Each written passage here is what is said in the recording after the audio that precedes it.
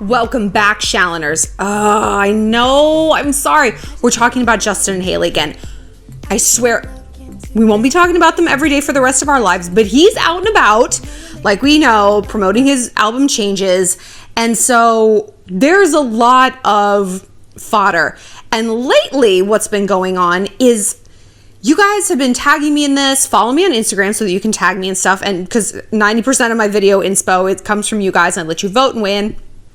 You've been tagging me in like an alarming number of instances where Justin seems to be either kind of ragey and throwing tantrums, or almost sort of like not abusive to Hailey, but just kind of like, whoa. I'll break it all down. You'll see what I mean. And I want you guys to help me think of a word for how he's being. Perhaps it is simply douchey. Perhaps it is. But first, just want to remind you guys, follow me on Insta at shallonxo. You can keep up with my travel adventures and the fashion and weigh in on the questions and all this stuff. Vote. Also find me on Cameo if you want to book a shout out for a friend or a family member, a birthday, a celebration, plot a murder, whatever we need to do. And if you have a love question and you want to connect with me one-on-one for more detailed private response, find me on my website, shallonlester.com, and click Get Help. So the most recent thing, we'll work backwards. How about that? The most recent thing was on Valentine's Day. Justin had a launch party for his album Changes, and it was like at a Dave & Buster's or something like that. I actually had a birthday party in Dave & Buster's, and it was literally the most fun thing. So Hailey posted a video. They had done like a side-by-side, you know, one of those basketball games. So check it out. That is my score. Baby, I wasn't trying! I beat you, accept it! That is my score. Husband's score. Baby, I wasn't trying! I beat you, accept it! I actually think he's joking. Like, I have gotten like this before. It's like, I said I want another mimosa! Like, I've raged like that, like at a boy. Like, I don't mean it, you know? And I've had boys be like, no, give me the last of the Snickers! Like, just whatever. But if this was like Jason Momoa and Lisa Bonet or something, or like some other couple that we loved, I don't know why that's the only one who came to mind. I was like, who do we love? No one. Like, I think we'd be like, okay, maybe at worst he's a sore loser, but no big deal. But this is just a link in a chain, right? So let's look at what else. Okay. So these other things I can't embed because they're paparazzi videos. But there's one instance where Justin like was seemingly like angry getting out of a car at an event or something, and basically closed the door on Hailey. Like, he like popped out of the Escalade and like didn't slam the door, but like closed it hard. Like, if her leg or her hand had been there, it probably would have hurt. And then she like emerged after him. Like, he shut the car door on her, and fans were like, oh, like he didn't even see her getting out behind him. It was an accident. But okay, the car pulled up on a busy street, right? And on one side, there was the sidewalk in the event. And on the other side, there was traffic. Any New Yorker knows. Every New Yorker knows. You get out curbside. You never, ever, ever, no matter what, get out traffic side. You get out curbside. So I would imagine he could have deduced that if he was getting out this side, his wife probably was. She probably wasn't going to tunnel down through the engine and like army crawl out along the asphalt. It's reasonable to assume she also wasn't going to dart into traffic and walk back around the end of the Escalade. But let's go to the other instance. And then we're going to break these all down because I see a very common thread running through these, and more than just douchebaggery. Okay, so there was one last year. Maybe it was even the year before. No, I guess it was last year. Where Justin comes out of an event in Times Square. And him and Hailey are like pushing through the crowd, like duck through this little gate. And Justin does, and he plops his skateboard down and he zooms off into the sunset. Hailey, trying to keep up with him, ends up stumbling and tripping and falling flat on the asphalt. And Justin is like long gone, not looking at her at all. And people are like, fucking seriously? She's literally running down the street in New York City. I don't recommend doing that. Then, this is what made me the maddest. Recently, him and Hailey were out on a frozen yogurt date, and he's like roughhousing with her. She's got Cold Stone. Fucking love Cold Stone. Actually, you know what? I don't love Cold Stone. I never have. I was thinking Golden Spoon. Oh, Golden Spoon. If you know, you know. So she's like holding a yogurt and they're like walking out and he like grabs her ass. And then he winds up like huge softball pitch and like boom, cracks her in the butt. My ex did that to me once and I was laying down on the bed and he was like, boom, smacked me in the ass. I instinctively, he's like, it happened in the blink of an eye. You donkey kicked me in the chest. He's like, I don't even remember. I like blacked out with rage because it was so instantaneous. He's like, you kicked me right in the solar plexus. And I thought, oh my God, she's like broken my chest. I was like, well, don't fucking come up on me and hit me then.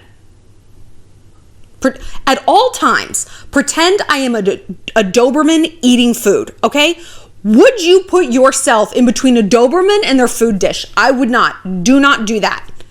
Even if I am in a moment of repose and I look calm, Doberman eating. So he smacks her on the ass. All right, fine. Then, and there is a video of this. Oh, I wish I could have bet it. It's X17 online though, and they'll sue me. They've sued people for less. He fucking karate chops her in the head hard, like hard arm, hard thing, just boom, and keeps on walking. And she's smiling and laughing. But he hit her hard. That would have been a very purposeful kick to the solar plex. It would have been kick to the balls. Kick to the balls. Yeah, and he's just like grabbing her ass. It's all just very... He's taking a lot of liberties with her body. And I know people are married, you know, and it's not like, do I have consent to touch your ass, wife? It's relationships aren't like that. But he just seems to be roughhousing with her. And she's like a small person. She's a model, you know, she's not a goddamn MMA fighter. And I'm just like, this is not how a gentleman deals with a lady, you know? Maybe she doesn't mind. Who knows? Everybody likes a little sex choking, but this isn't sex choking. Like, you can choke in bed. Don't smack my ass in public and karate chop me in the forehead. What are you talking about?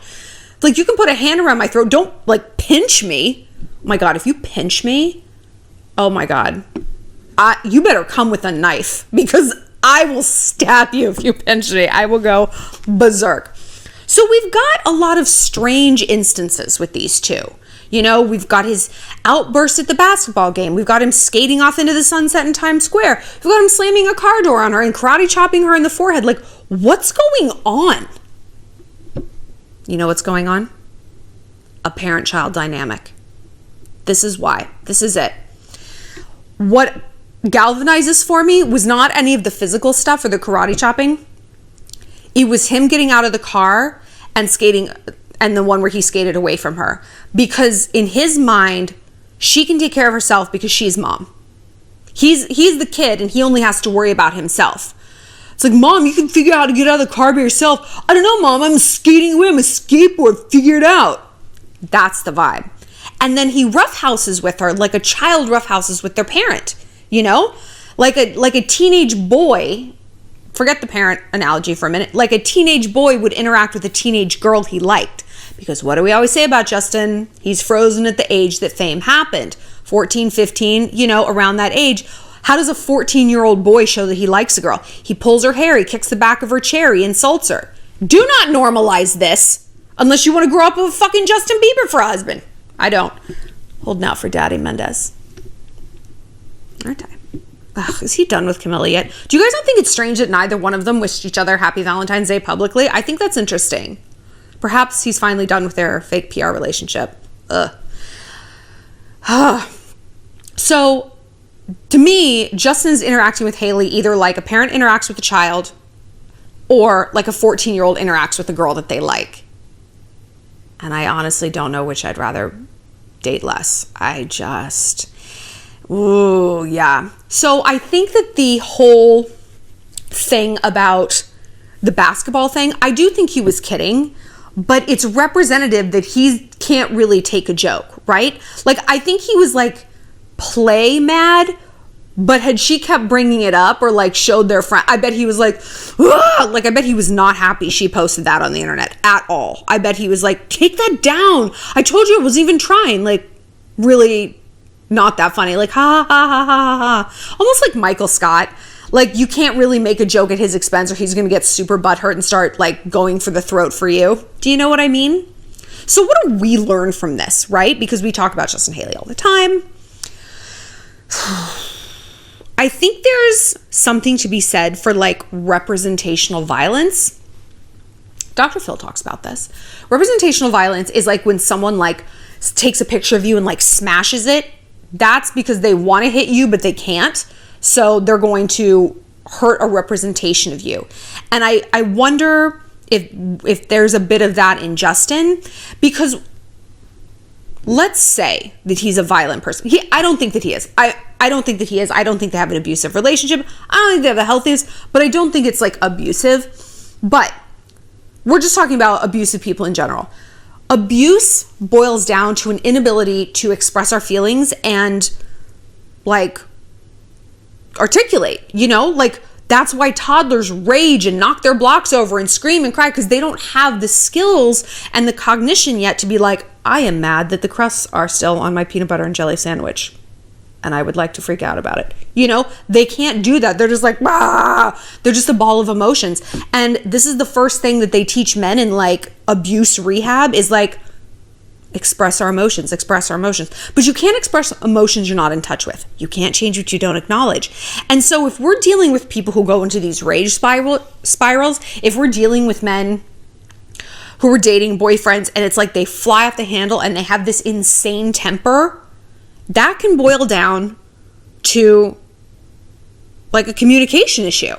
So what do we do when we're facing a dude who has a bad temper? I hate that term, bad temper. It's like a dachshund has a bad temper. A Cocker Spaniel is ill-tempered, you know? To me, I see someone, like, rage out like that, and it's frightening and it's dangerous because, like, you don't know where the bottom of it is, you know? Are they just having a meltdown at Cold Stone and karate chopping you in the head playfully, you know? Or are they going to get home and beat the shit out of you? And that happens, and it happens so gradually. No one gets punched on the first date and stays in it. I was in an abusive relationship. I got back together with my high school boyfriend when I was like 25, and one night he beat the shit out of me because I told him, he called me the C word at, like, a business dinner for, like, no reason, for absolutely no reason. And because I was taking too long to decide what bar we were going to. He's like, well, Shallon would stop being such a C word, then we could be there. And his people were like, I was like, all right, you want to throw out insults? You're short and you're balding. And I said it, like, under my breath, and he, like, grabbed me by the hair and dragged me out of there and, like, beat me up in the elevator. Anyway, but I had known him for half my life. This isn't what I expected. And I mean, I did a whole video about it. I'll link it. You guys can watch it. But, like, that's not what we're here to talk about. The point is, like, you don't know where these bad tempers, because I had always said that, oh, he's just got a bad temper. He's a hothead in soccer games, whatever. There was a floor, there was a rock bottom, and I hadn't seen it yet. So psychologists and studies agree that you can't change someone's personality, but you can change behaviors. And this is what it comes down to. Everyone gets mad. Everyone is sensitive. Everyone feels powerless and frustrated, but it's how you express it that's unsatisfactory, that's, like, not happening. And doctors agree on one thing. Your house and your life have to be a no tantrum zone. A no tantrum zone. The reason people lash out like that is because they get away with it. I bet that these people, these ragers, don't do it, I don't know, against their professor or their teacher or their boss or their dad. Maybe they do it where they can do it, where they sense elasticity. And maybe it is with their dad, who knows? But you cannot be that elastic link in the chain, because then you are permitting and promoting this behavior, right? So it has to be a zero tantrum policy, zero tolerance. You act like this, I'm walking out the door. You can rage in this apartment all you want. I'm not staying here. Goodbye. Okay, you want to start screaming in the car? I'm pulling it over. I'm getting out. I'm calling an Uber. That's the way it goes. Or you shut down, you hang up the phone, you block their number. I'll talk to you in a week. And you know what it takes? A shift in your behavior. And no one wants to hear that, right? We always want to hear they're the problem. And girl, they are the problem. But who's got a front row seat to the problem? Who keeps buying a ticket to this fucking circus? You do, right? Haley does. When he karate chopped her in the head, she laughed. So he gets the message, okay, I can treat her like this. We teach people how to treat us, right? Maybe it was all in good fun, and maybe that's her weird kink. Forehead karate chops really isn't mine, but to each their own. But saying yours isn't, or saying just a meltdown in general isn't your style, or whatever it is, you have to put up a wall. And don't we, when we get ragey like that, kind of want someone to be like, stop it. Because when we act like a child, what does a child need? A parent. And what does a parent give to children? Boundaries, right? And consequences. And when we don't have those, we feel like out of control. Like, I never cuss around my mama. And every time I have, like lately, and it's not been very often, she hasn't called me on it. And I'm like waiting for her to, because I need the boundary. Like, I need her to be like, don't use that language. She'll be like, yes, ma'am. Like, because she knows I don't need to use that language. I do on here and I hate it. And she's called me out on this. She's like, stop swearing in your videos. I was like, I'm trying. I just get so gassed up. I'm sorry. How would you describe Justin Bieber without using the F word? Like, come on. So I, as an adult, want those boundaries. Justin probably wants those boundaries. You probably want those boundaries. And that means you got to give as good as you get. You got to treat people the way you want to be treated. But look, ladies, do you want to be the boundary setter? I say this all the time. Do you want to be an emotional parole officer in your own relationship? I don't. That's why it's hard when someone cheats on you and you're trying to build trust back. It's like, I don't want you to turn on your locations. I don't want to have to do this. I just want to enjoy this relationship. And I don't want to tell a guy and teach a guy how to behave in an adult manner. I don't want to do that. It's exhausting and it's lame and it's deeply unsexy. Because just like you don't know where the bottom is and where the ceiling is to their tantrumy behavior, you also don't know where the bottom and the ceiling is to your mothering behavior, right?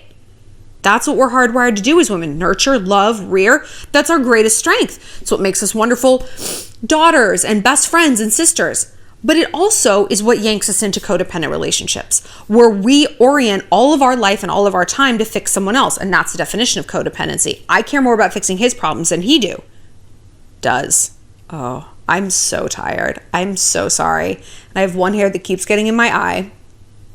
Maybe at this point it's my eyebrows, my lashes, and my bangs all working in concert to like take me down, like this unholy triumvirate of like bothers. I can feel it. Should I just pull it out maybe? I don't know. Yeah, I'm so tired. So you can't care more than he does, right? Because if you do, he has no incentive to change. Everything's just fine. And Justin has found a relationship where he can act however he wants and it's just fine. Like, you guys commented a lot about like the wedding episode of Seasons where he was like, she had everything set and then he swooped in. He's like, no, I don't like that. Why don't we change everything? And she's like, okay. I've got news to you guys. That's kind of how wedding planning goes. A lot of the time. I mean, this is a lot of times how it goes. Like, it's very frustrating. It's very, very frustrating. Buckle up. But yeah, he maybe took it to an extreme degree. And like I said, there's always so much you don't see. Like, we don't see 99% of their relationships, so we don't really know. We're just using them as an example of what not to do. So I want to know about the times you guys have dated like rage spiralers. Like, how has that gone? And what have you done to fix it? And look, you try to fix something once. And if that doesn't work, and by work, I'm not defining work as it never happens again and it's completely better.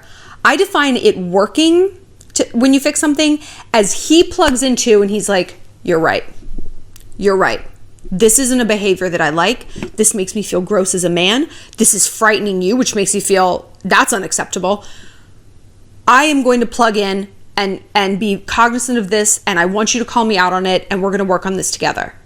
You're on the right track. But please know that changing things is very difficult, right?